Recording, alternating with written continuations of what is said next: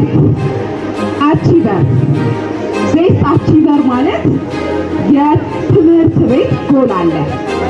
ስለዚህ በክላስ በጣም ተማሪዎቻቸውን በማስተማር ያንን ታርጌት ጎል አቺቭ ያደረገ ሰው እጠራለሁ ማለት ነው።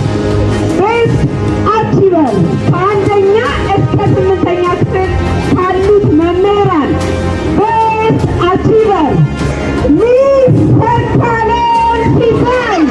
ሚስተር ካሌብ ሲሳይ እንኳን ደስ አለህ ቤስት አቺቨር። እንዲሁም አንድ ብቻ አይደለም ያለን ቤስት አቺቨር ከአንደኛ እስከ 8ኛ ክፍል ሚስ መዓዛ አሰፋ።